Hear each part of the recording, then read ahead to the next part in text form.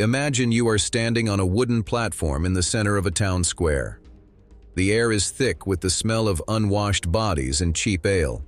Below you, thousands of people are screaming your name, but they aren't cheering. They're waiting for a show, and you are the only performer. In your hands, you feel the cold, heavy steel of a two-handed executioner's sword. At your feet, a man is kneeling, his neck bared, shaking so violently you can hear his teeth chattering. You aren't just a killer. You are the master of justice. You are the most hated, most feared, and most necessary man in the city. Today, we're going to find out what it's really like to live your life as a medieval executioner. In the Middle Ages, you don't choose this career. It chooses you. Because you are the son of an executioner, you are infamous by birth. In most Germanic and French territories, the trade is hereditary. You grow up in a house built outside the city walls or next to the leper colony because no respectable citizen wants to live near the man who handles the dead. Your childhood is spent watching your father maintain his blades. While other kids are learning to bake or forge horseshoes, you're learning the exact location of the third and fourth vertebrae. You are barred from schools and honorable trades. Your only friends are the children of other outcasts, skinners, gravediggers, and prostitutes. This is your rank 1, the apprentice of death. As you rise to level 2, you begin your training. People think executioners are just brutes with axes, but that's a myth.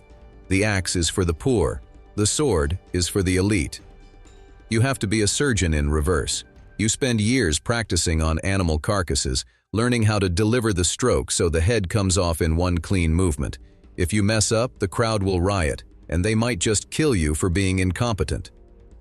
But your job isn't just the scaffold. You are also the city's primary interrogator. You have to master the rack, the thumbscrews, and the Iron Maiden.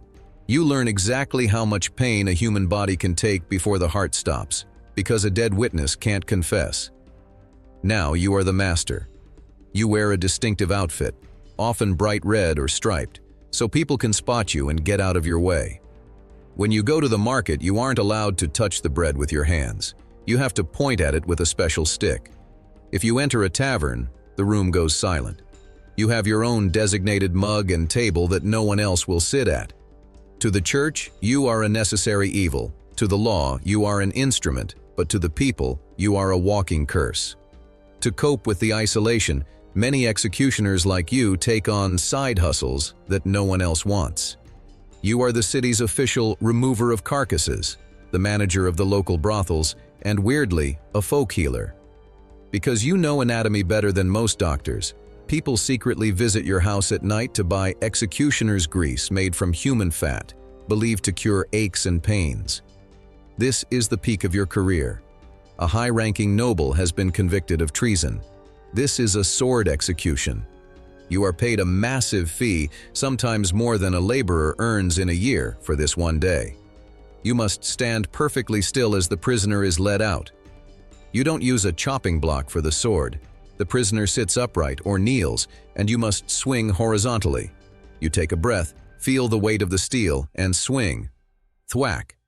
If the head rolls, you are a hero for 5 minutes. You are handed a bag of silver and told to leave the city immediately for your own safety. If you miss, or if it takes 3 swings, the guards will have to protect you from the stones being thrown by the mob. Your life ends much like it began, in isolation. You retire with a surprisingly large amount of money, but no one to spend it with except your family. When you die, you won't be buried in the consecrated part of the cemetery with the good Christians. You'll be placed in a corner or outside the fence entirely. You spent your life upholding the law, but you were never allowed to be part of the society you protected. You were the living shadow of the Middle Ages.